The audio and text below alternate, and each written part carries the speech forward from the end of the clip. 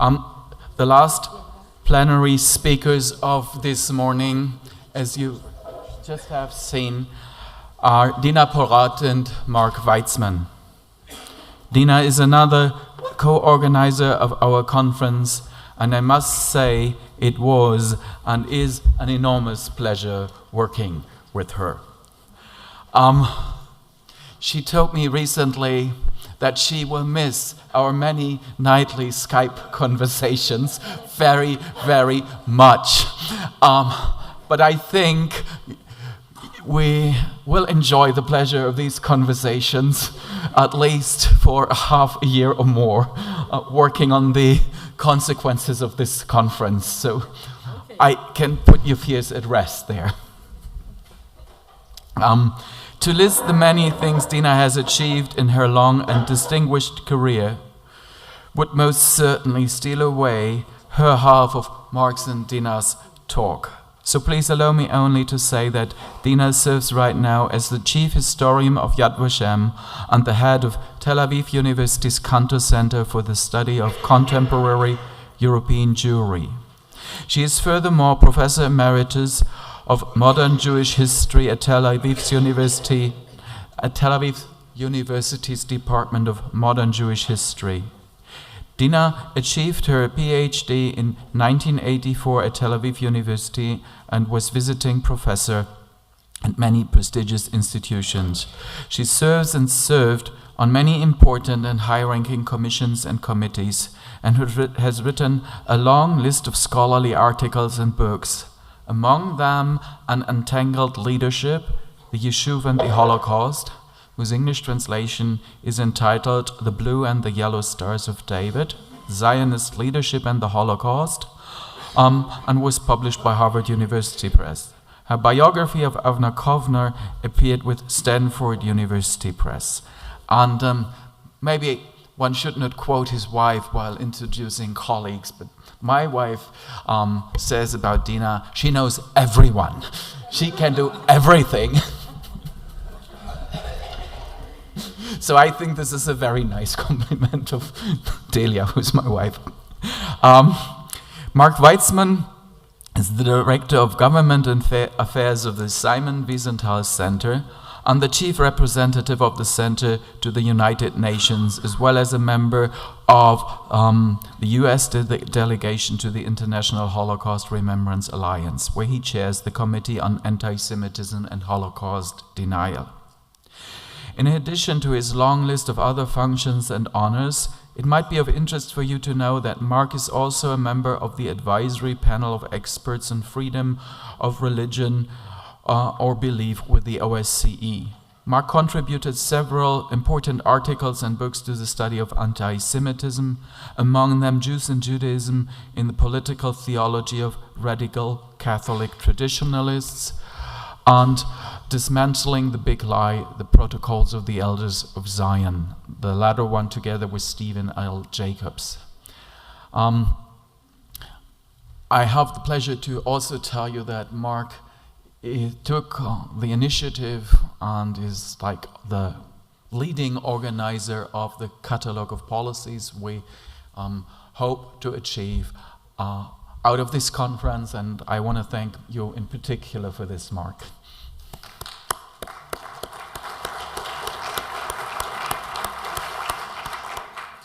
Both Dina and Mark played a significant role in developing the IHRA's working definition of anti-Semitism.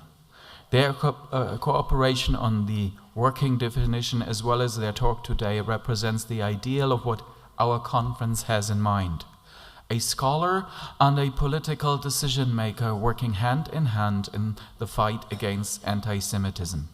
It is therefore a special pleasure for me, Dina and Mark, to welcome your talk on the working definition of anti-Semitism.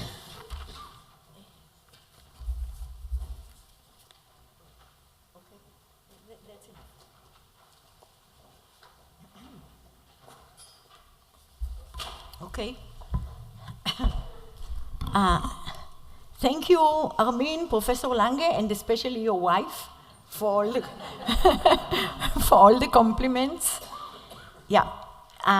We have some 24 minutes that we will divide among ourselves 12 and 12. Let me begin by this. In a certain trial that took place in England, we'll not get into the details, but it concerned the working definition of antisemitism. The person who's a Jew who sued his union, the University and Colleges Union, for being anti-Semitic, said the following: I, a Jewish member of this union, am telling you that I feel an anti-Semitic mood in this union, and even in this room. I would feel your refusal to engage with the definition of antisemitism if you pass this motion as a racist act. Many Jews have resigned from this union, citing their experience of antisemitism. You, a group of mainly white, non-Jewish trade unionists, do not have the right to tell me, a Jew, what feels like antisemitism and what does not. I think that's a good quotation to start a short presentation of the working definition of antisemitism. Our division of work is that I'll speak a bit about the background, and I'll read with you the gist of the definition. And I assume you've heard a lot about the working definition of antisemitism. And the question is, of course, what is it good for? Where did it come from?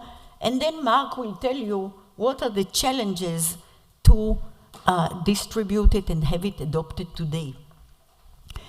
You can open every encyclopedia, lexicon, whatever, and you will get a definition of antisemitism. So why did we need another one, a new one, with all the apparatus around it? Because the distinction is that former definitions that you can find in encyclopedias, lexicons, etc., were the work of individual scholars who were commissioned to write what anti-Semitism is. Okay? This one, the efforts to defining it have started in 2004, when there was a wave of anti-Semitism over Europe, and without getting into the details of this wave of anti-Semitism, a big conference was convened in Berlin, and one of the results and decisions of the conference was to have a definition. And so, a host of scholars, Jewish institutes, Jewish individuals, non-Jewish individuals, got in touch with one another, and this definition is not a result of one scholar or another, it's a joint effort. It's a joint effort. I must tell you, if you don't tell this outside this room, that there is a Palestinian site, a website, that is called Electronic Intifada. It is an excellent one, I must admit. It's an excellent one, and it has all the history of the working definition of antisemitism, if you wish to. And there it says that a certain lady in Tel Aviv University, called Dina Porat, was the first to have the idea to have a definition. Unfortunately, this is not true. So when you read it, please remember, it is a joint effort. Second point is that this definition from its beginning, when it was adopted, it was first defined, and then it was adopted in a conference of the OSCE in Cordova in 2005, is not a legally binding document, which is a very crucial and important point. It is not a legally binding document, which means you cannot tell someone, nah, you did something that is written here as anti-Semitic, and thereby I'm schlepping you to court. You cannot do that because it is non-binding legally. You can recommend that a court uses it if the person is taken to court under the laws of this country, of his country, but not under the definition. That's a second point. A third point is, I will read with you, I hope you can see, if you can't see, please rely on me, that the gist of the definition is, anti-Semitism is a certain perception of Jews, which may be expressed as hatred toward Jews, may be expressed as hatred, which means it also may be expressed in many other ways. Rhetorical and physical manifestations of anti-Semitism are directed toward Jewish or non-Jewish individuals and or their property, toward the Jewish community institutions and religious facilities. And from there on, there is a host of examples what is an anti-Semitic act, and it ends with 5 points showing when a conduct towards Israel is anti-Semitic as well. So, my point is that you see a short definition, short and concise definition, then you see many examples, and the important matter about this short definition is what is not included in this definition.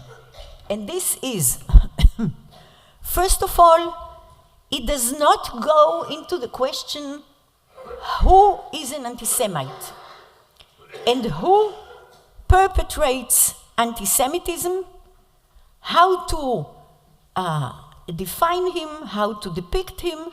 It does not enter the question of who is an anti-Semite, which is, of course, a very difficult question.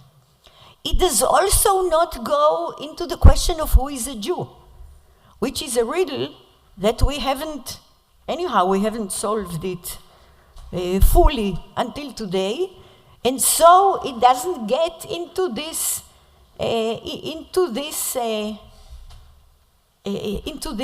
difficult situation as well. So not who is a perpetrator, not who is a Jew. Also missing on purpose. On purpose is the question of the motivation of an anti-Semite. Why does he do this or that? An anti-Semite or an anti-Israeli who is expressing himself in anti-Semitic terms. This also is not included, because once we enter these 3 difficult and dangerous domains, will never end. It will not be a definition.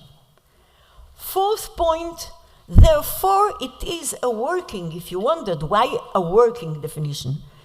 It is a working definition because one can work with it, one can train policemen with it, one can bring it to court, one can bring it to legislators and say, here is a definition, please use it in order to define, detect, and enforce whatever law does exist according to this working definition. It is a tool. It is a tool. Okay. Fifth and last point, I have to take into consideration my colleague, Mark and me. And the fifth point is that since 2005, when it has been adopted, it was in use. It was in use in courts, police training, courts, whatever, it was there. But in 2013, the FRA, the Fundamental Rights Agency, decided to take it off its website. I will not enter to this matter, in which Simon Samuels, who is sitting with us, had a hand in writing to European institutes, remember, to ask them why on earth was it taken from the website. taken off. In the meantime, it has been translated to some 20 languages, and it is on the website of many organizations. Why take it off from the Central European Institute that holds it since 2005? There are many. Was it a Muslim pressure? Was it not? Was it a technical matter, as they said?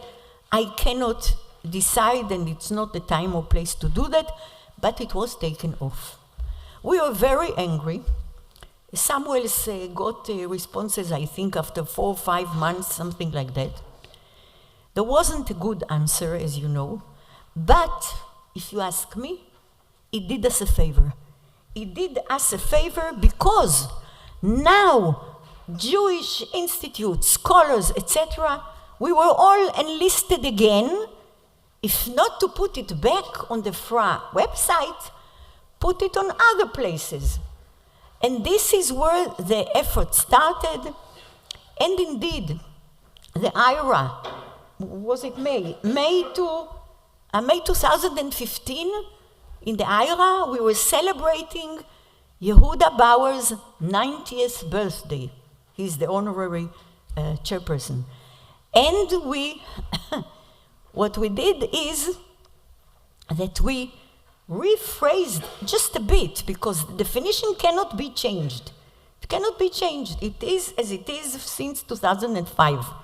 But what Mark and I were instrumental in doing is adapting it a bit to the needs of the IHRA, because some countries did not want, especially Scandinavian ones, did not want to adopt it. And we did an effort together with the chairperson at that time. It was in Bucharest, Mr. Constantinescu, a hilarious effort. Since then, it has been adopted by the IHRA, an organization with 31 countries, by the European Parliament, by individual countries, Austria included.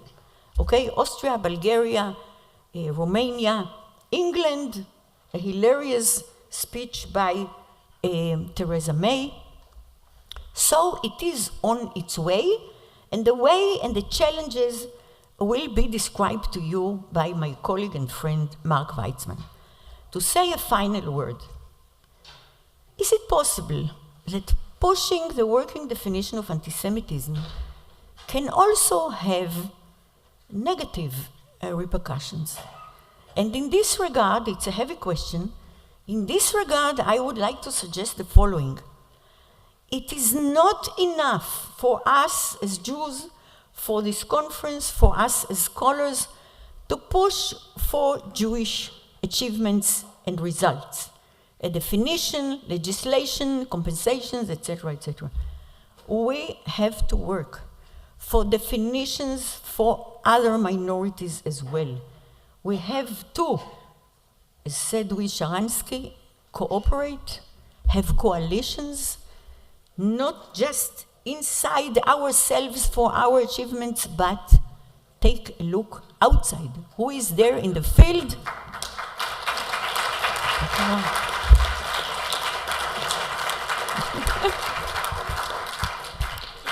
Kinderlach, don't exaggerate.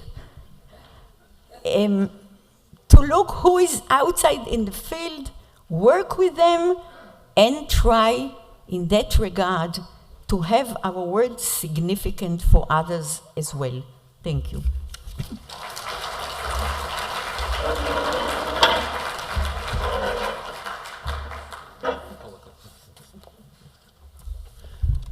Hey, it is never an enviable task to follow Dina Porat, who I've been working with her on these issues for, 15 years or at least, and she hasn't changed a bit, only gotten stronger, more passionate, more committed, and more of an example for all of us. So thank you very much, Dina, for everything that you have done and continue to do.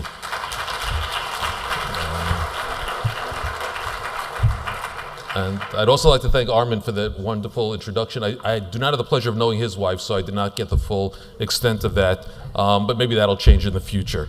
I have the luxury and good fortune of following on some excellent speakers this morning who have already touched on a number of topics that I was going to mention in a little more. So I will be able to be brief and condense and keep my remarks to the amount of time allotted to me.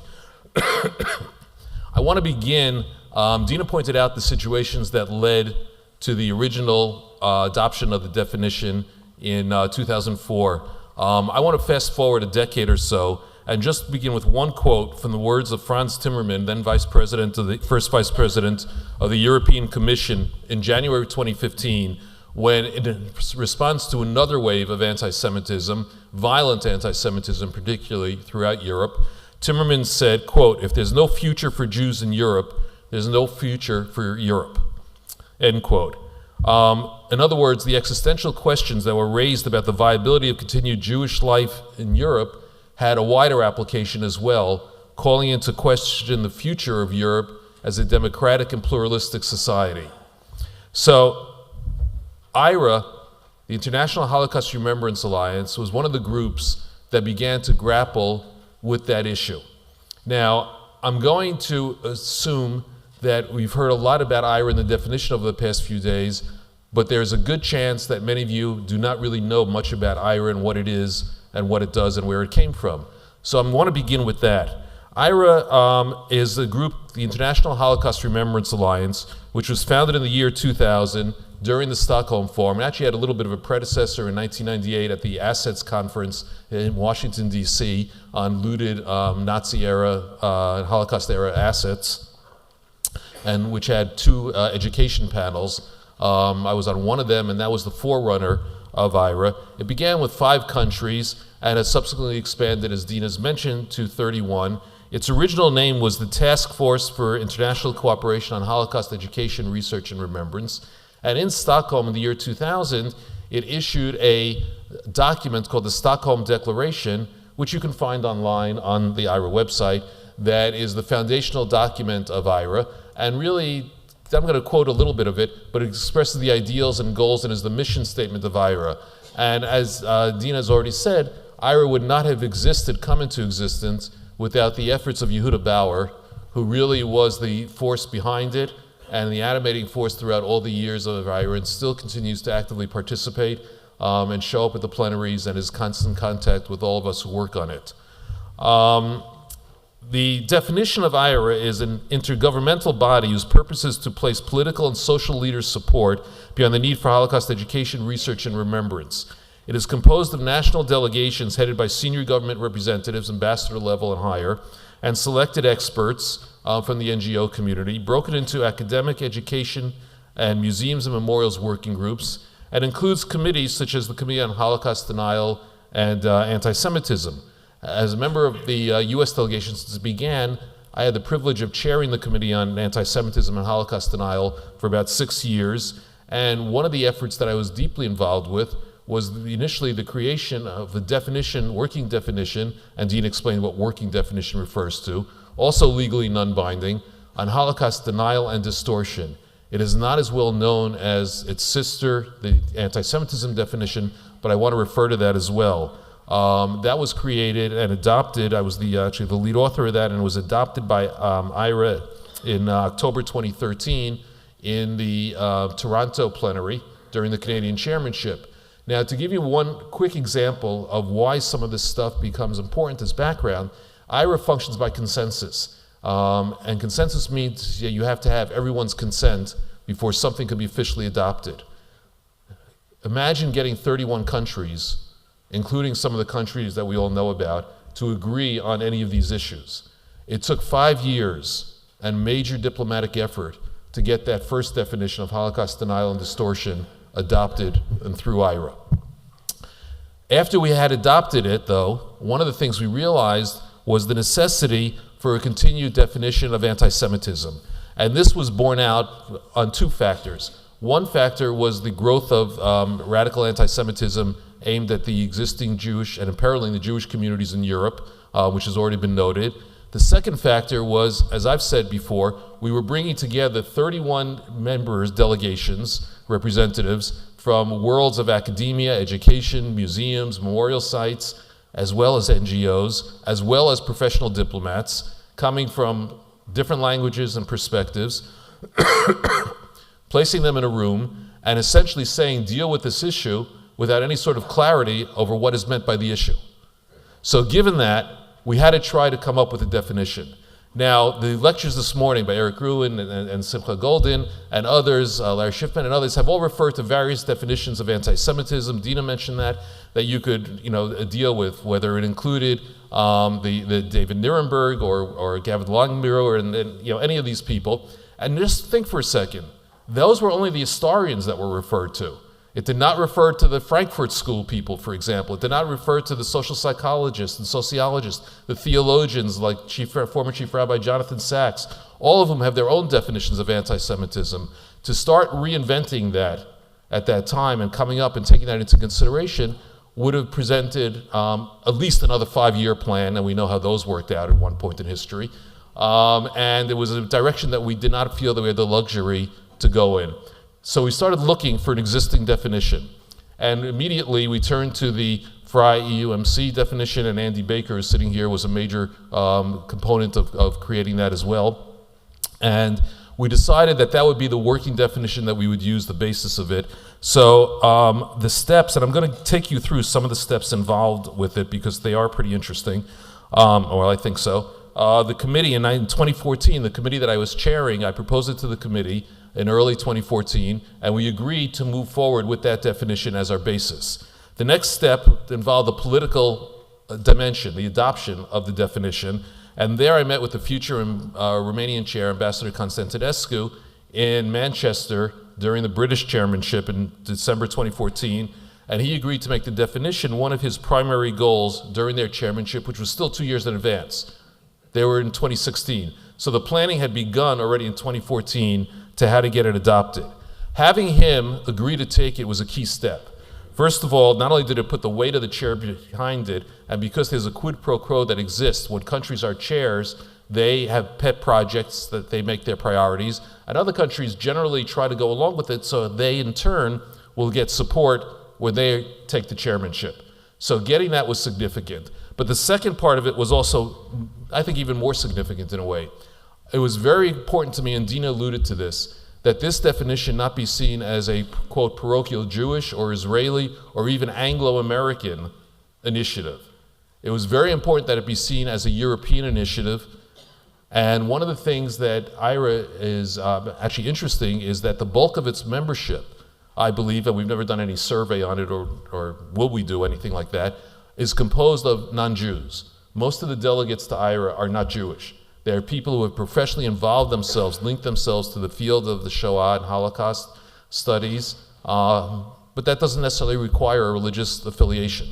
So it was important that the definition be seen in that light, coming from the expert community, at the request of the expert community as a tool to be used in their work for IHRA and within IHRA, and at the same time not being, as I mentioned, part of this somewhat parochial approach that, whether justifiably or not, would have created political difficulties in getting it adopted.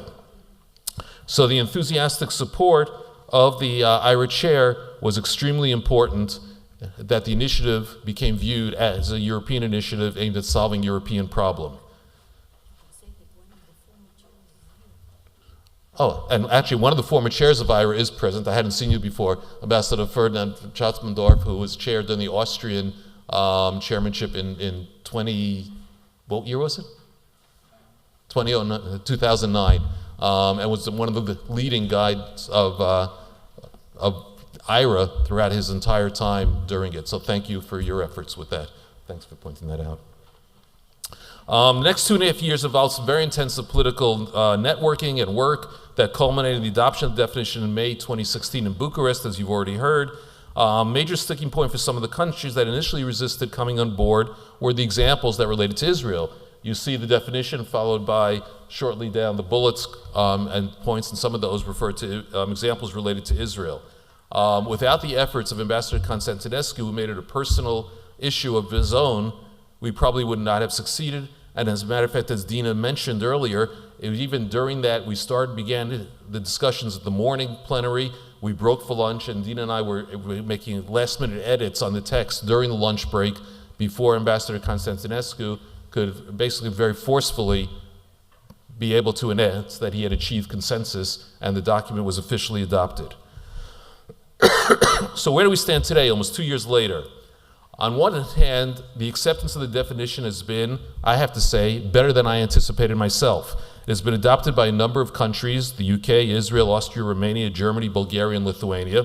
According to our colleague Michael Wine over there, it has been adopted by 122 local elected government bodies, including cities of London and Manchester in the United Kingdom.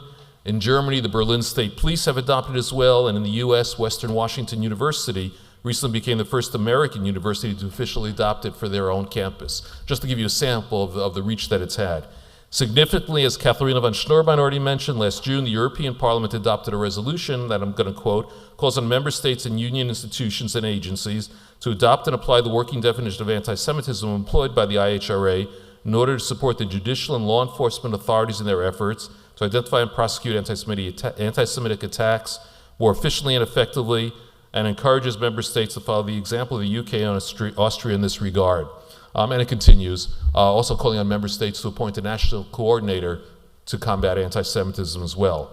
And finally, and perhaps most significantly and important in our world, Wikipedia has deemed it, quote, the most widely adopted definition of anti-Semitism around the world, so I can say that our work is done and we have finished. However, before I conclude, I want to point out there are some challenges as well. Dina alluded to the fact that the BDS movement, along with anti-Semitic, anti-Zionists, have focused on the definition and attempted to discredit it by various means. Initially, they claimed that it was meant to inhibit and criminalize anti-Israel protest and criticism. When that failed because of the definition's robust defense of legitimate criticism of Israel that was mentioned earlier, and is the paragraph in the box, right below the box, manifestations, including targeting, etc., you can see that. They have recently tried a new attack, claiming that the text in the box, which does not mention Israel, was the only officially adopted part. That was the only part that was officially adopted, and the rest was just illustrations that have no standing. This would in effect decouple the text from anything directly related to Israel, and thus create a totally neutered definition, unmoored from any current reality that includes references to Israel. Of course, that fails on two grounds. First, the text that they would allow itself states, and I quote, anti-Semitism is a certain perception of Jews, which you heard, which may be expressed as hatred toward Jews. Rhetorical and physical manifestations of anti-Semitism are directed toward Jewish or non-Jewish individuals. In other words, that could easily refer to Israel as well. And the second part was, through a request of some Jews in the UK, Ambassador Constantinescu and I issued a statement that can be used publicly that says, we can confirm, there's a quote, that the definition itself, as stated in the text of the adopted definition, is part of the entire document, including examples, that was officially adopted as one piece by the IHRA Plenary in 26 May 2016. There's no question about that, and any assertion otherwise is absolutely false or misleading. So a second challenge you've already heard about is the current situation in Poland. I've been deeply involved in this for a long time, and as a matter of fact, as a member of IHRA, I was sent as part of a 4-person IHRA delegation. The others included Ambassador Michael Bayer, the former legal advisor of the Foreign Ministry of Austria, and a close colleague of Ambassador von Tratzmendorf, who was head of the Austrian IHRA delegation, Dr. David Silberklein from VaShem in Israel, who many of you probably know, and Anthony Julius, the eminent British jurist who defended Deborah Lipstadt and was also an expert on anti-Semitism, on Anglo-anti-Semitism. And last December, the 4 of us, representing the other 30 nations of IHRA, went to Warsaw for high-level discussions with the Foreign Ministry, Justice Ministry, and the Polish Sejm with a committee that had this bill in its agenda. And obviously we achieved nothing. We had a full day of discussions and we achieved nothing. But I also later testified at the US Congress on this issue. So my involvement in this has been very consistent. And I can say that it is clear that, as we said earlier in the statement that we approved, that the actions in Poland represent a direct challenge to both the Holocaust denial and distortion definition and the definition of anti-Semitism. In terms of Holocaust denial and distortion, the key element and why it took 5 years there was the inclusion of the word distortion. It is very easy to condemn the hardcore Holocaust denial of David Irving or the government of Iran or people like that in random social media postings and so on. It is much more difficult to take on a government that tries to make Holocaust distortion an aspect of law, or another government, another country in Hungary that has tried to make Holocaust distortion an aspect of memorialization by creating statues to World War II era collaborators, or Croatia, where signage in front of the camp was highly offensive to the Jewish community and caused them to have to boycott Holocaust commemorations over the past 2 years, or Ukraine and Russia, which also have laws that on the books that criminalized free speech and research on the Holocaust. So this is a trend in certain parts of Europe, and I think it is one that greatly speaks to these issues. I am not, and here I want to say very clearly, the reason I don't bring countries, let's say like the United States or even the UK with some of the issues there, is I'm not referring to statements by individual politicians, diplomat, or whatever. I'm referring to places where the government has begun to enact, either in word or deed, legislations or specific concrete actions on these issues. So that's the distinction that I want to make here. So that is also one of the major challenges. In the United States, the third challenge is the problem of freedom of speech and the First Amendment. And the opponents of this falsely claim that it inhibits freedom of speech, but that is still an issue that we're fleshing out in the United States. So to conclude, since I have some involvement with the catalog of policies, I needed to make some policy recommendations.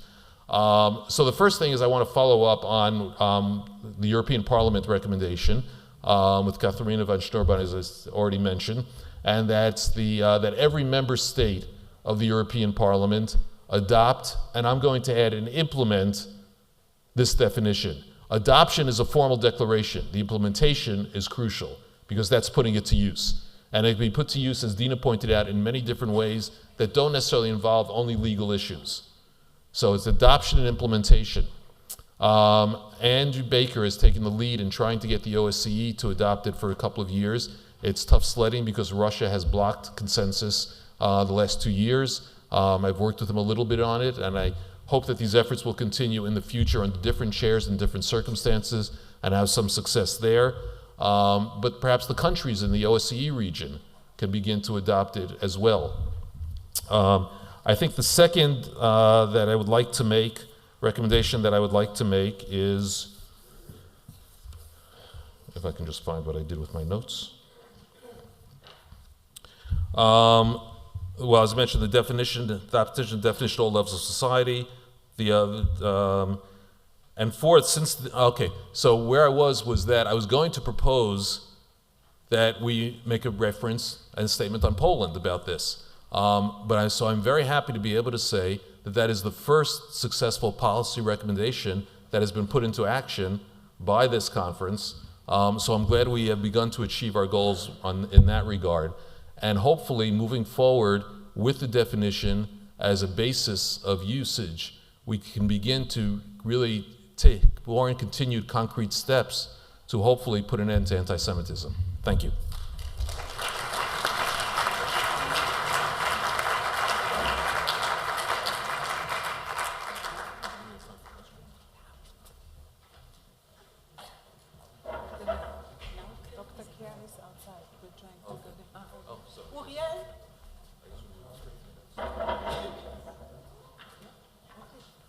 We've lost our chair, but apparently we're moving straight to the next session.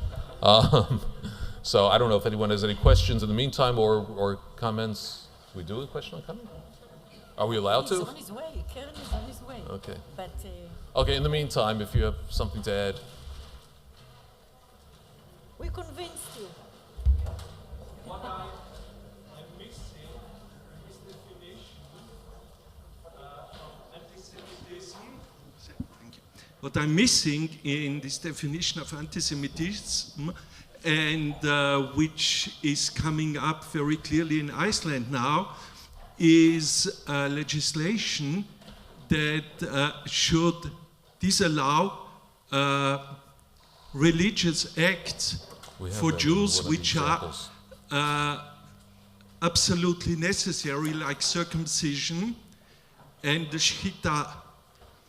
And we see now that in certain countries in Europe, there are tendencies to implement legislations in this respect. And I didn't find any wording that covers these aspects. Yeah. Thank you so much. It is indeed a very crucial point right now in European Jewish life. Here our guest is coming. And the only thing I can say is that,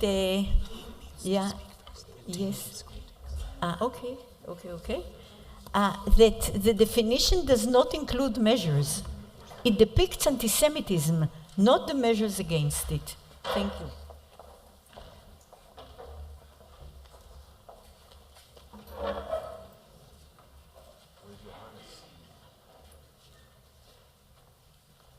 Can we ask the speakers for the next plenary? Andrew is here. Johannes is...